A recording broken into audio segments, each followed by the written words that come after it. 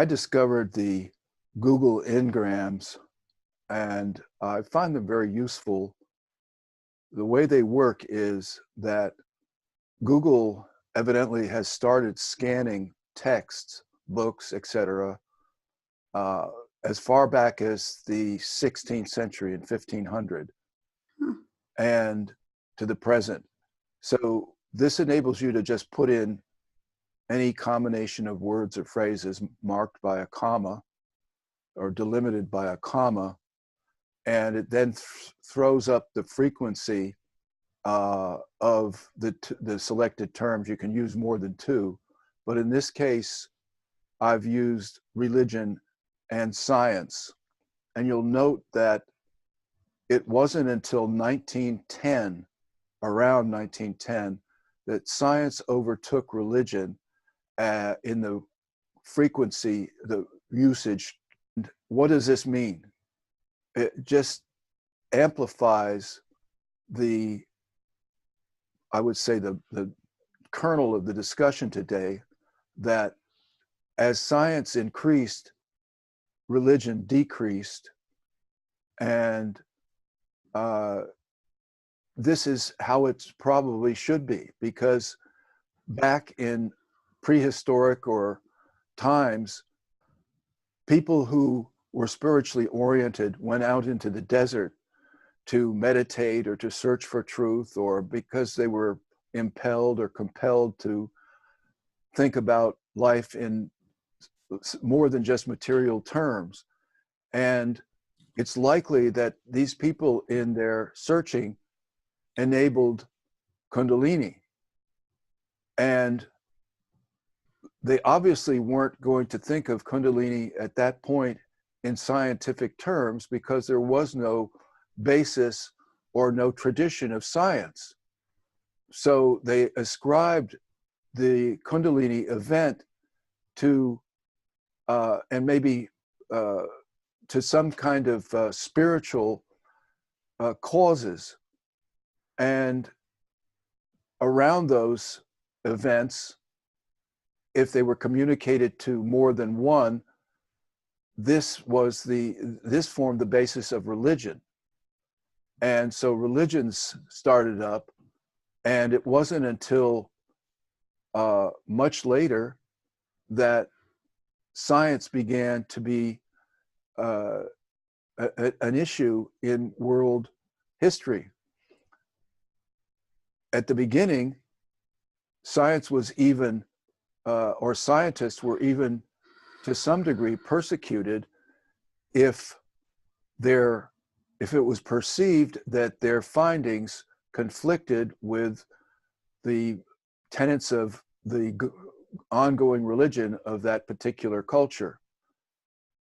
Now, as this graph indicates, around 1910, and we know that this was around that time, this was a revolution in physics and chemistry occurred, and the lines cross, and science actually then increases at the detriment of frequency of the usage of the word religion.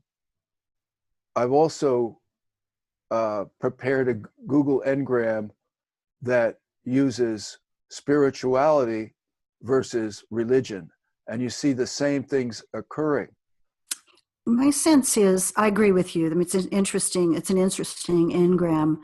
My sense is that what happened is that religion lost its spirituality, that religion over historically has become more, where initially it was probably very much a felt and an intuitive movement, sometimes a collective movement to go into a deeper place in yourself.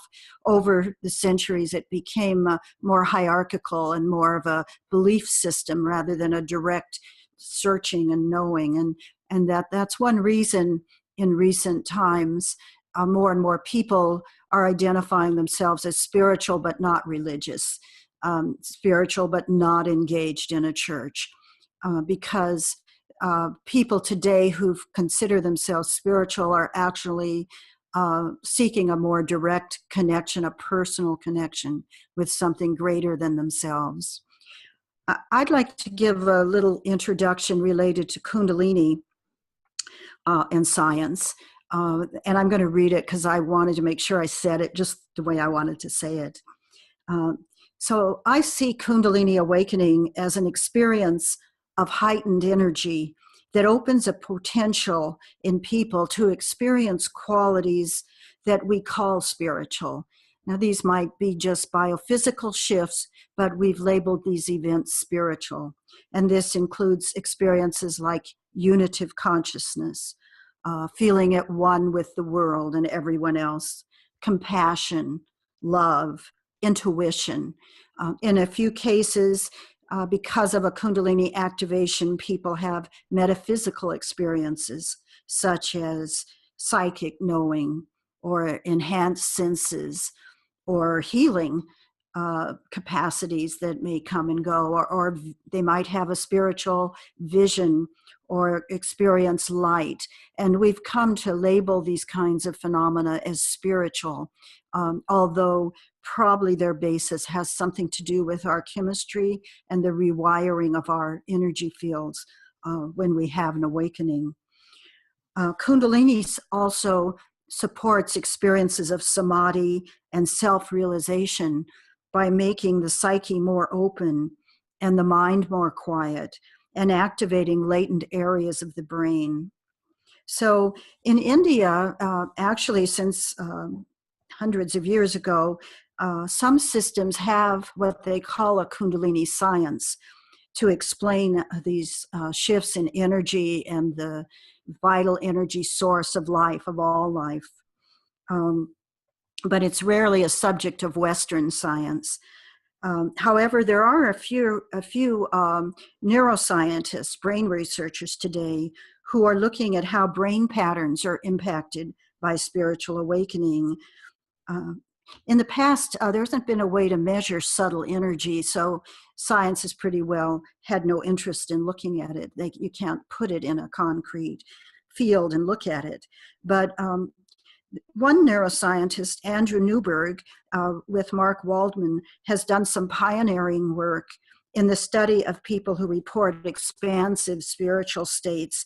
And he's written several books about it, such as How Enlightenment Changes Your Brain, or The Mystical Mind, and several others. He has a website under his name. You can always look that up if you're interested in his work. There are also scientists today, physicists particularly, and some biologists who attend the Science and Non-Duality Conference that was founded about 8 years ago. And they speak at this conference about correlations between awakening spirits, experiences, and quantum physics. Science and Non-Duality is an organization started by an Italian man some years ago, and it brings together 700 or 800 people twice a year in California and also in Italy that are both non-dual teachers, teachers of awakening, and some of them are Buddhist practitioners, but also scientists that are beginning to have an interest in this field. And my work over the years, I've seen a number of people who have called me, they're having openings themselves of Kundalini, who are in scientific fields, maybe they're doctors or therapists or researchers. And so it's beginning to penetrate into that field in a way that it hasn't until very recently. So I think there's a lot of hope for that. I also want to talk a little bit about the Kundalini science of the Vedics. Vedic philosophers think of they regard Kundalini as a cosmic energy that's the source of all of life, and that it enters, as I mentioned in an earlier talk, it enters our bodies at conception and creates our life, our form, our field, our energy life, and then coils at the base of our spine. And I just want to read section. Can I just second that, what you've said there? Mm-hmm.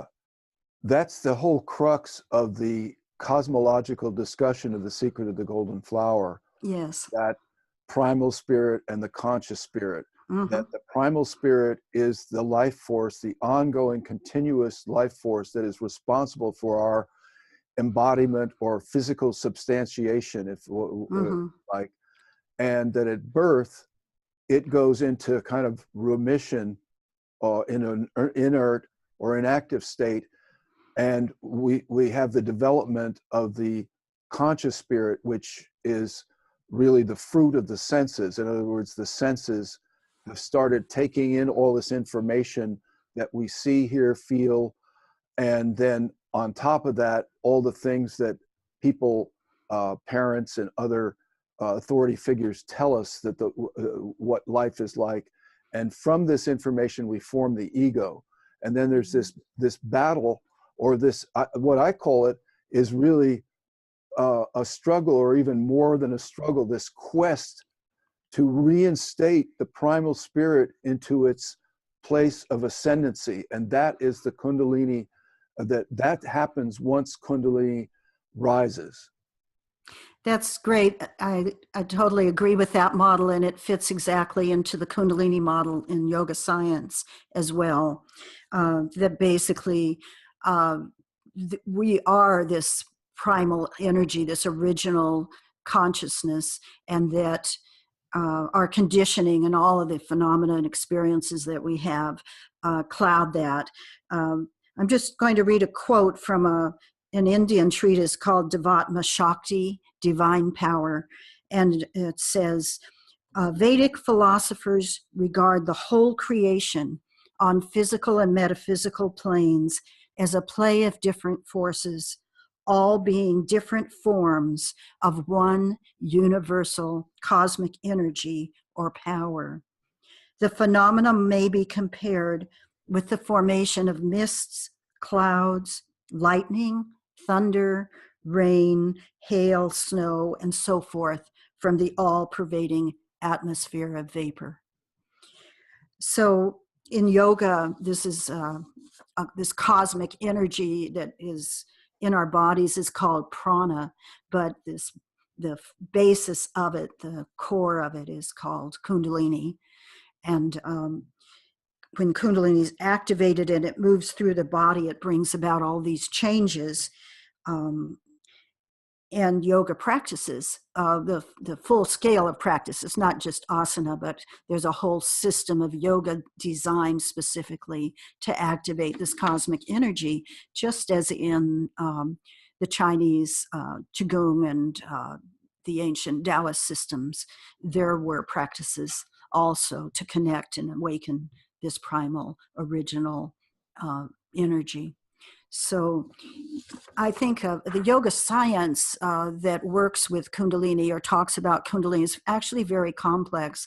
I've found in exploring it a little bit that the yogis have an explanation for actually everything, how everything forms, how everything exists and moves in life and in our bodies. And it's very detailed in terms of how the Kundalini moves and whether it moves partially awake or fully open, whether it opens different chakras or not, whether it's going through the perfect channel in the Sushumna or some other channels that can cause challenges. So there is an ancient science around it. It's just never been evaluated or respected or even deeply explored by Western scientists. But I'm hopeful that with this new neuroscience, in which people are able to actually look at the way brain patterns interact and move, and the way the brain, whether you're more left-brained or right-brained, and how the energies work together, and the changes that occur in people who have awakenings, I think we're going to see a new interest, a new evolving understanding of how people change and how we become more fully alive and use more parts of our brain. And I think that Kundalini is an evolutionary process. This has been pointed out by both Gopi Krishna and Teilhard Chardin and a few others, and that it's a way in which we move from one stage of perception to another, We move from one stage of being caught in our conditioning and all the things that as a separate self we've accumulated and believe we are, to a deeper understanding of our full potential. It's really fulfilling when you read a text and work with a text like The Secret of the Golden Flower for a year and a half, and you don't get most of it. And you bit by bit, you sit, you meditate, you work at regulating the breathing, and you read the poetry of it, and it affects you. And then Kundalini activates, awakens, rises, and you begin to see things in the text and that you never saw before in terms of your ability to understand them. Mm-hmm. And that was the case for me firsthand. I understood the conscious spirit. It's my ego. It's my this world, this 9 to 5, charge ahead, get ahead, and this and it was so easy to believe in the primal spirit because I had affected this almost at first paralyzing change, but riveting in terms of the energy projection that ran through me. And I understood that it was very clear. It was like, hey, this is actually easier to understand than God, because God is this anthropomorphic figure up there, and there's no evidence that there's, in this ridiculous argument that goes back and forth between the God and the no God people that neither one of whom can prove the other wrong or right.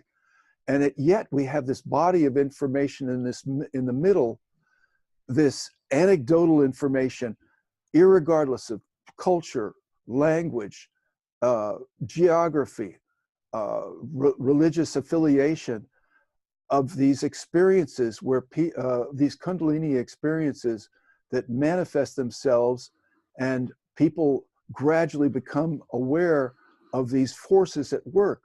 The primal spirit that, yes, look back, that I can see how it created me, because doing this work now in me, and I can project back that it must have formed first the embryo. And even before that, like I was saying yesterday, it works from this template, this blueprint, or causal body that exists before us, and that we have it as a template to grow into, first from embryo, then to fetus, then to fully grown person. And just consider for a moment the energy involved in that process to go from this tiny embryo through to a fetus and then to a fully grown person. If there wasn't some kind of guiding principle and also energy, we'd remain tiny little embryos, perhaps. I don't know, but it's you get that complete understanding of something you've studied with, and something that you've actually experienced and through practice. Yes, I think that's lovely. I always think it's interesting that many people, when they enter this process and feel these rushes of energy, they're very frightened about the shifts of energy in their body. But the fact is, our birthing was an energetic process. Our evolving was into a body, and our entire life we're in a transformative process. Our cells are continually dying and rebirthing, and our body is in a continual movement of change. So it seems unfortunate that if we're feeling energy, we should be frightened about that, because energy is actually the way that life creates and rebuilds itself and brings new potentials into the world. I think of us as molecular structures. We're energetic fields of being. And as you say, I've never thought of the term template, but I like that vision that you have of being a template that is inevitable. And it's just, as the energy moves, it's going to keep bringing us closer and closer to our our most full and true expression in the world. Another expression I use for this primal spirit or God, because I don't like using God just because it forms that vision of, I'm not saying there is no God, but it's not something that has been proven to me, but the existence of what I call the energy continuum, I can see that, I can feel that, it's running through me, and it's performed incredible metamorphoses or affected these metamorphoses on my body as I just,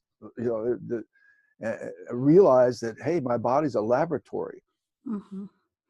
Yeah, it brings about tremendous change. I think it's easiest to think of it as source, as God as source or original impulse to creation. And also that there's nothing that is not, to me, there's nothing that is not God, that's not comes from that one original source. You can't separate things out that are created and say, oh, this had to have come from some other place. Everything has to have come from one source. And I think in an awakening, there's a really deep intuition of that. And so some people call it God, but it's, God is so much bigger than our mind can possibly frame. So we tend to create a vision as if God were in a human form and had the kind of decision making that humans do. But to me, it's not like that at all. It's that there's this one source that just prolifically creates and moves energy in the world. And that when you feel totally in tune with it, it feels like love flowing through your body. It feels like a creative energy flowing through your life. And when you are in those moments and you look out at the world, you can feel the radiance in the world and the miracle of life, of this creative dynamic force that penetrates everything in the cosmos. So to me, when people use the term God, we're all God. This is God. One thing is we're all the form aspect of the invisible vastness that is God. That I can see feeling that way about it, especially if you come from a great longing to know God, and then you have these kinds of openings. But we don't have to do that. It's very easy to say it. It's the movement of the divine energetic source that creates everything, and coming in tune with that, coming into the flow with that. And I agree with you, when you have those moments, when you've had enough awakening, you look at scriptures and they reveal themselves to you. You see what they mean, because there's an intuitive or authentic part of us that resonates with that even if the intellect can't grasp it, it's not necessarily capable. The intellect's not necessarily capable of knowing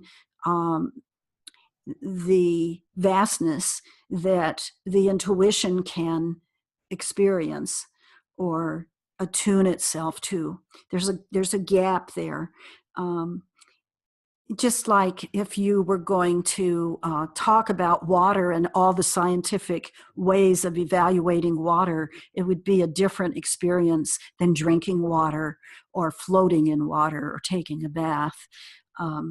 It's like that we can know only so much. We can know a whole lot, but you have to have a direct experience to really know the meaning of what some of these scriptures and say, what they're pointing to.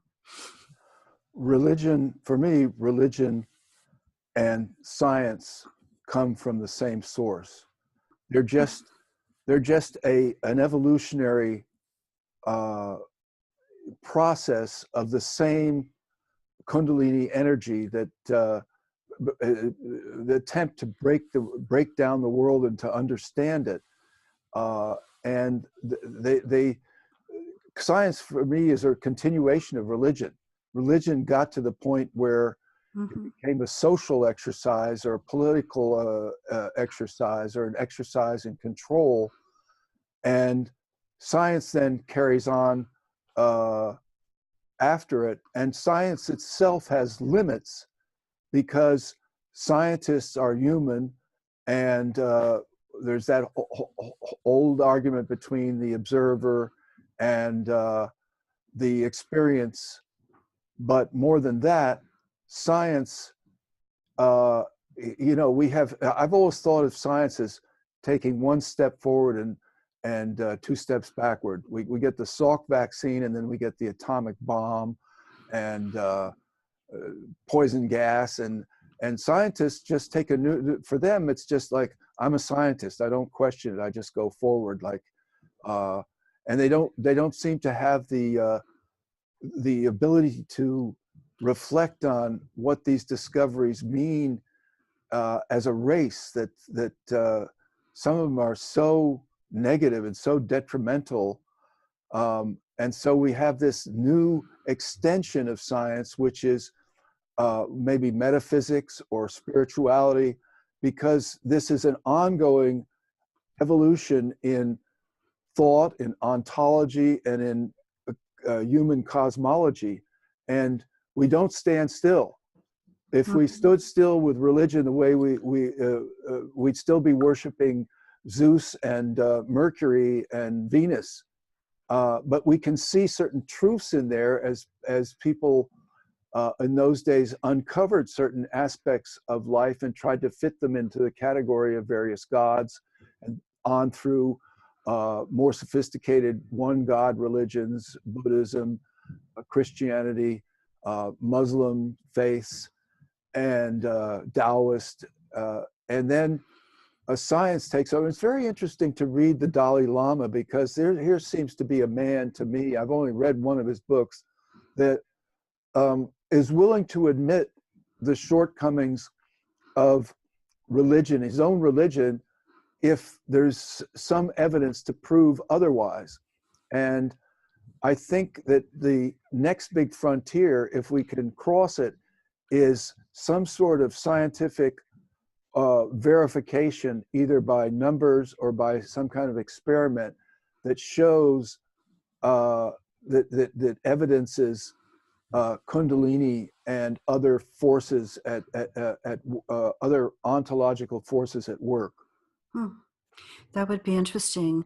I do want to say, though, that I have known scientists who struggle greatly with how their great discoveries have been misused by the human mind. I think Einstein had a great deal of struggle with how his discoveries were used. And many of the German scientists that left Germany because the government was taking over some of their great discoveries to use for negative purposes. And I think that the problem is the human mind hasn't expanded enough to deal with the scientific discoveries in their most creative way. There's still so much pain and suffering and darkness in the human mind that you can take the greatest invention and find a way to use it that creates harm rather than good. So I think there are scientists that really struggle with that issue, and yet they're driven to keep discovering more and more. And as we get more and more down to the elemental levels of life, I guess we do have more potential for both living and destruction, for both improving life and destroying it, because we're getting down to the elemental levels of understanding.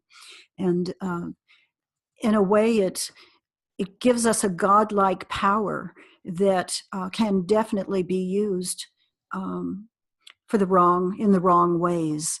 In a way, it's interesting that we're probably, maybe there's other species, but we seem to be the dominant species that is willing to cause harm to its own species for principles or some kind of other reasoning in the head that is not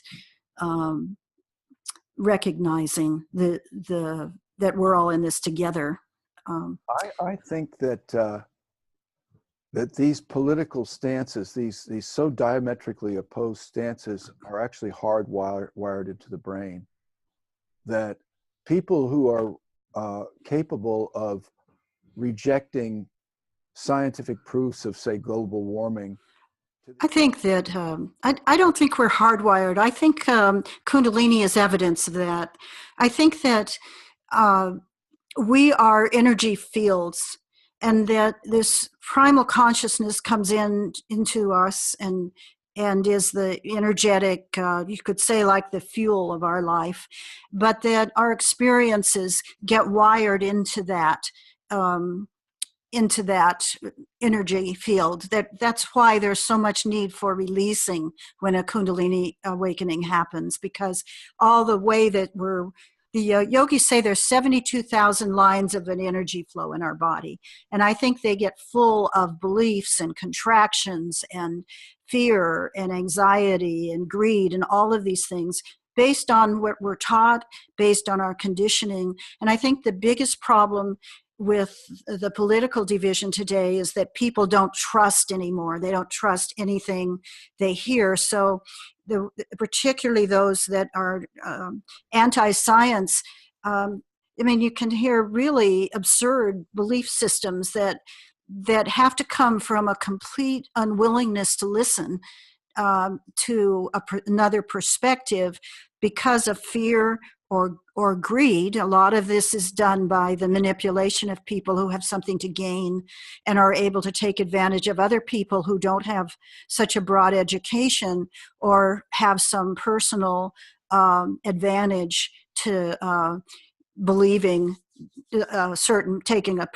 perspective. I mean, there's things we do that are just plain irrational, like allowing our water supplies to be destroyed by chemicals. But I think it's just that people don't trust. They don't trust scientists anymore. They certainly don't trust politicians. And they don't trust people who are not in their own small circle of bias. And we each have our biases. We prefer to hang out with the people that share our own biases. And in some cases, people are really frightened of even listening to someone who has a different bias because they're afraid they might change. But if energy awakens and spirituality starts really moving in us, we have to let go of everything we believe in order to let something new arise, and we don't know what that'll be. It's pretty scary. Well, while you were speaking, I was thinking, okay, what's the cause of this? What is that? I think what you said is very right. I don't take back what my thesis on completely, but I thought, wait, the basis of what Bonnie is saying is materialism. These attachments to material things, and that we have become, look back at the photographs, the black and white photographs, not just of the soldiers in World War II, but the culture, the family, the farms, the people on the street. And it was a much less materialistic society than it is today. And it's streaking ahead at light speed, buttressed by the internet, by worldwide communications and worldwide travel, that everybody knows everything about everybody else. People in Afghanistan are following what we're doing and emulating our society. There's pockets of this materialistic urges, and where they're really tight, and like you say, they're cling together through fear of somebody coming and taking away, not just materialistic, but there's some of this materialism is actually based on ideas. Like they cling to these ideas as if they were things. Yeah. And how do we get back to a less materialistic existence? It will like another engram. It's almost an engram between materialism and spirituality? Do they cross? Does one finally take off, or um, are we stuck just in a continuum that bodes ill for all of us? You know, it's hard to say, but I think that we really need to honor our materialistic needs. I mean, basically, people need a place to live. They need food. They need basic things, and it's just. I would say one of the bigger problems is not so much materialism as commercialism, because we take what we basically need and the way that's comfortable for us to live our life, but then we add onto it a tremendous number of commercial ideas about what we ought to have, and how we have to compete with one another, and how having more is better, makes you better in some way than others. And so we've become a very, especially in the West, a very commercial driven culture in the last 100 years. So the simpler things like nature and being connected to your neighbors and making sure everyone in your community has enough to eat, those are lost in many places in our culture, many communities. And that was prevalent in the earlier cultures. You know, the culture designed to take care of everybody that was there. So I think, and I think also that many of the challenges of war are based on principles and beliefs. They're not really based, they might start with a material need, like the challenges that Germany had at World War I, but they become a way of thinking that's very distorted, that it's worth killing other human beings in order to prove a principle. And I think most wars are based on principle. They're started by someone that has some kind of a belief that first, that killing is an adequate way to get what you need, or taking over somebody else's homestead or property or land or country. And that's been true, of course, since ancient times. We had the barbarians, we had the English and the Irish in the ancient days battling for land. We've come out of warring cultures. But all of that, if you really look at it, it's based on some kind of a distorted belief, confusion about who we are, what we are as humans, about the relevance that we have to one another in our cultures. And the idea that somehow killing is an adequate way. I've always thought there should be some big posters made of God standing there saying, "What about thou shalt not kill? Do you not understand?" Because it's like a basic commandment that every single religion on the planet has completely ignored. Um, and all for ideology, all for a belief system. And so I think it shows the inadequacy of our minds, and the fact that we have to wake up and open our hearts, and we have to get to a new perspective. And to me, that's the real hope of spiritual awakening, that people wake up out of a blind belief in their thoughts, in the random thoughts or the commercialized thoughts or the cultural patterns that have been imprinted in them. And listening to what you just said, I get this notion that of something missing. And that something, strangely enough, that just popped into my head, is a role that religion used to perform, that of social cohesion and civility and dialogue, that is missing in today's world, as religion has been replaced by science, and maybe we're moving towards metaphysical investigation and spirituality. Yet we've lost that those common meeting grounds where everybody was, religion wasn't necessarily. The problem with religion is that it was more or less like, okay, to get to God, you got to go through us, where people wanted more direct experience. But it also had a socializing purpose and effect. And maybe, and now even among so-called spiritual seekers, there's a lot of competitivity, and Yeah. and there's no real large communities that aren't kind of led by central figures who are really authoritarian at base.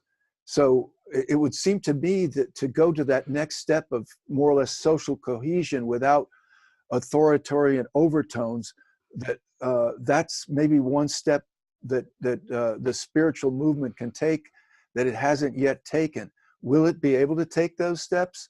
I don't know, because I feel in talking to so many Kundalini people that everybody's off in their own little corner trying to safeguard the things that are their so-called discoveries.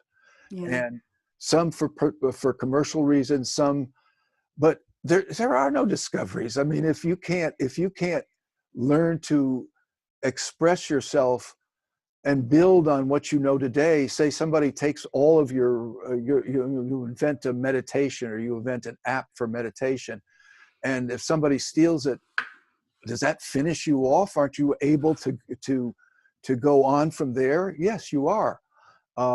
So this protectionism just seems counterproductive, that there's really nothing to protect, because it's information that should be universal, and that we should be able to get together on some kind of plane of discourse where where purity isn't involved. I get so many young people who attack me, but because somebody said it's this way, and they're coming from a place of purity, and I'm saying, look, do this for 40 years and you won't think of purity any longer. You'll realize that there's no one way of getting to of triggering Kundalini, of experiencing Kundalini, of living with Kundalini. It's the purity and authoritarianism and ideology are the enemies of evolution. And of truth. And of truth. Yeah. It seems like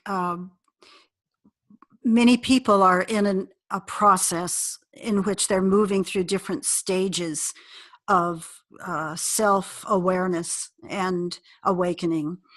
And that because you can have a really expansive and high and blissful experience along the way, it's easy to stop short. It's easy to say, now I've got it. I know enough. I'm going to just take care of me. Nobody will understand me anyway. And just kind of spend your time enjoying that experience as much as you can find it, or seeking to have it over and over again. But that isn't really a full awakening. It's not enlightenment at all. To me, there's a sense that you need to keep going until at some point, it's kind of like the Buddhist, can't remember what they're called now, where they have the whole set of pictures, and in the end, after the ox herding pictures, at the end, he comes back into the village and it's just a normal life. There needs to be a return. You need to keep going until the seeker has collapsed, and there's just a sense of coming back into ordinariness, and being of use in the world, being of service in some way, or being connected in some way that feels authentic for you. To me, that's really what enlightenment is. It's that return into the body, into the life, but with a very deep sense of peace about the whole thing, and a sense of letting life move you in a way that is of use to somebody. Might just be your immediate family in the moment, but it's not the separation anymore, and it's not trying to be in a transcendent place.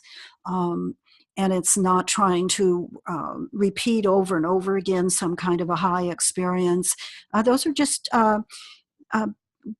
things that happen along the path but they're not. It's not complete.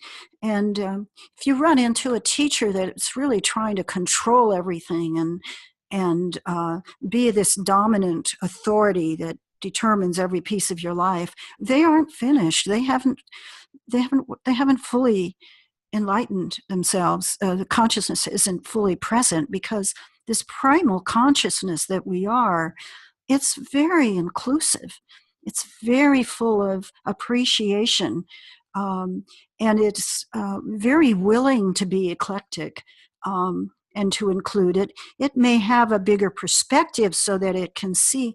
One of the things I found that people see is that when you look at your own stuff and how you got hung up by your own conditioning and how that's limited you, when you look at somebody else that's in that place, you have more compassion because you know how hard it is to work through your own stuff, and you see in them where they're stuck. And instead of being irritated and upset at them, you can feel compassion and humanity. Oh, there's humanity again, caught up in that pattern of unconsciousness. And you may not be able to interfere with it, but you can accept it in a way that lets that other person move themselves and grow. Because if you create a resistance to how someone else is, they are called almost genetically to resist back. Resistance creates more resistance. But the more you become big enough to say, that's just how they are, and they were conditioned that way, that's where they are in their life, the more that person is free to move, to change, to grow. They don't have to spend their time defending their position to you. So I think awakening is a slower process than people imagine. It's an evolutionary process or a developmental process, and that it may never end. We may continually always be seeing new areas in which we need to expand our area of inclusivity and a willingness to be present. As long as we inhabit bodies, we are challenged to at least put in perspective those impulses of commercialism and materialism and authoritarianism. When I see a young person who's into spiritual work and yet shortly after Kundalini, able to retain an open mind, it just really warms my heart that somebody you can talk to and they understand way beyond they're understanding as much as I do, and I've been doing it for 40 years. And Yeah. that's okay. You haven't experienced everything, but you know that you don't know. And there are so many people that come at me with a you didn't say this, so everything you've done is bullshit. And I don't say this because I don't say that, or I don't say a lot of things. I try to speak from within my own experience and extrapolate to a degree that reaches some kind of remnant of truth or possibility of truth, but never to go beyond that and just start styling myself as some kind of authority or guru or whatever. There's you mentioned community, and I don't know. I just think that this the conscripts are there. There are millions of people out there searching for self knowledge and self actualization, and somehow there's got to be a way to get together and to exchange views and to throw off the remnants of this leader follower type duality. I think it's moving in that direction. And I think that's a really hopeful thing. I think there are people, more and more people. And in a way, all the media that we've got today, things like YouTube and the internet. Well, there are dark things that can be propagated on that. There are also great opportunities for people to hear what they need to hear, to meet one another across thousands of miles, and in a way to create community with one another that have similar intentions, that have a sacred intention to know truth and to know love and to know one another. I also want to notice for people that might be watching that if you will put questions on our YouTube feed that you would like to hear us discuss or include in our discussions, let's certainly consider that. Our intention is really to connect with you in a meaningful way in terms of, you might say, creating the spiritual connectedness or the primal connectedness that all of us share. Okay.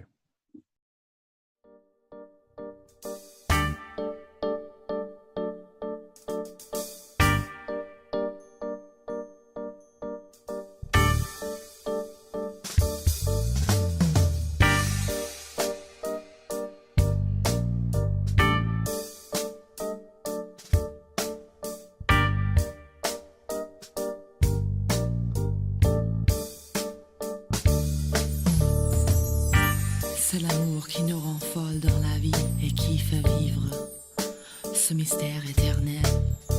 C'est comme un jeu entre deux, mon cher ami.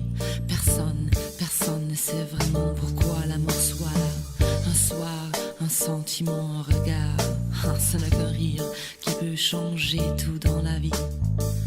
Paris, c'est l'amour, un mystère éternel. Et un jeu entre deux, c'est l'amour.